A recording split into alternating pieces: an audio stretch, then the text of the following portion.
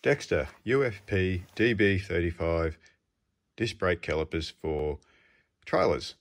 Now I'm doing this video because I recently fitted a set of these to my camper trailer. I've converted from the electric drum brakes to electric over hydraulic disc, which so far is proving to be quite a very nice braking system and working flawlessly. So until I really give it a long-term run, I'm not really going to say yay or nay, but yet I thought I'd just do a short video on these calipers because there's not a lot of information out there on them. Now they are supplied through Elco in Australia here. Now I believe Elco now own Dexter. So if you go looking for them, it'll be through any trailer place that sells Elco parts. Now the caliper comes with brake pads included when you buy them by the units. Now these calipers have a locator that locates in the top part of the piston, so just be wary of that when you go to install them. They do come installed. They have a little bit of rubber sitting there to hold them in place, which you've got to remove when you install the caliper over your rotor. They sizing wise, I should say, we'll go on to this part here. This is one of the very few calipers. This is probably the only one I could find that had an integrated park brake. So when you're converting from drum to disc, you have to deal with having some sort of parking brake mechanism on your trailer if you don't want it to roll away. And so you've got the two options of either mounting a hydraulic caliper and a separate manual caliper for your handbrake, or these fellas, which are the only ones I could find, and they have an integrated park brake lever that allows you to just have one caliper mounted on your axle for a lot more ease and tidiness of install. Now the hydraulic fittings are supplied with a banjo style bolt, which is a 7/16 UNF inch long bolt, and on a brass adapter to allow you to run inverted flare fittings off your hydraulic of normal brake line fittings. So I've changed mine over to actual banjo style fittings, and I had to find out that they actually run two different length bolts. So this is an inch long, or they run 3/4 inch long. And it's actually stupidly sized up, so actually 25 and 20 mil when you go looking to order some. So they're a 7/16 UNF thread, and you'll have to, if you're going to change to a banjo style fitting like I have, you're going to have to buy some new washers to go with it too. Now the calipers are left and right, so you're going to have to order a left and right assemblies. So that's pretty obvious when you come to order them. The caliper itself sits vertically to make that park brake lever work. So that's, if you're mounting it on your trailer, your disc brake will sit in here. We're looking in from the if we're looking in from the behind the wheel, and going from there. So the lever works in this operation, so you pull it forward, and it normally, just to make it a bit easier, I've pulled the spring off, so it has a heavy duty return spring. So every time the park brake lever works, this is actually, the piston is actually connected to the park brake lever by a threaded mechanism that actually causes the piston to move out and stay out to take up the slop or the gap between the pads and the rotor. So you've got to be careful when you go to put this in. If you've mucked around the park brake lever a few times, the piston will be further out than it should be, and you'll might find it's a bit of a juggle to get the caliper over the rotor.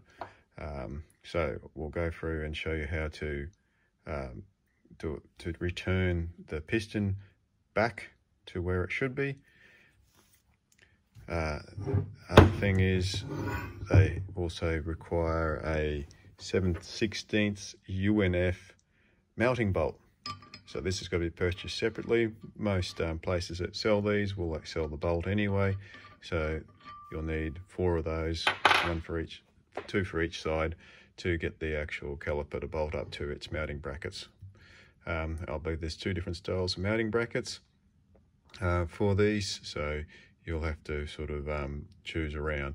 Now there's only the one that I used, there's one for a non-park brake caliper, and there's one for a park brake caliper, so that just be wary when you go to order them, that the one for the non-park brake caliper mounts the caliper on top of the rotor, so it's sitting horizontally.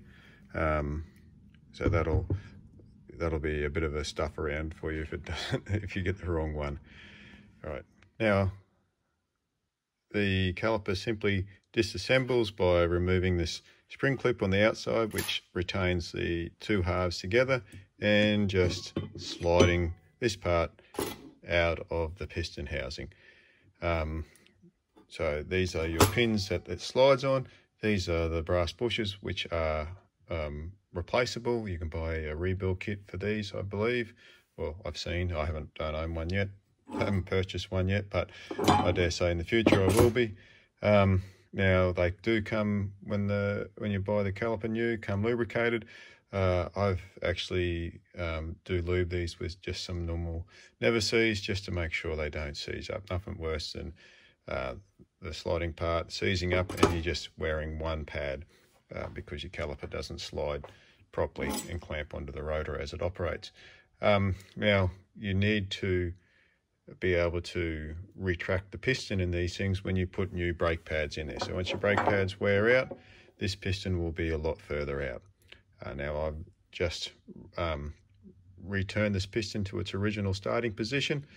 So the easiest way to do that is to mount the caliper up in the vise, so you can see there, sorry, clamp it in there in this sort of position, grab yourself a pair of long nose pliers. You can buy proper tools to do this, but this is definitely, you know, does the job for us mere mortals who don't have a full workshop. And put it in these two of these four indents, and rotate it actually clockwise and push down at the same time. This allows the piston to wind a tag that's behind this on a thread connected to your park brake lever back down to its original starting position, which is just flush like this.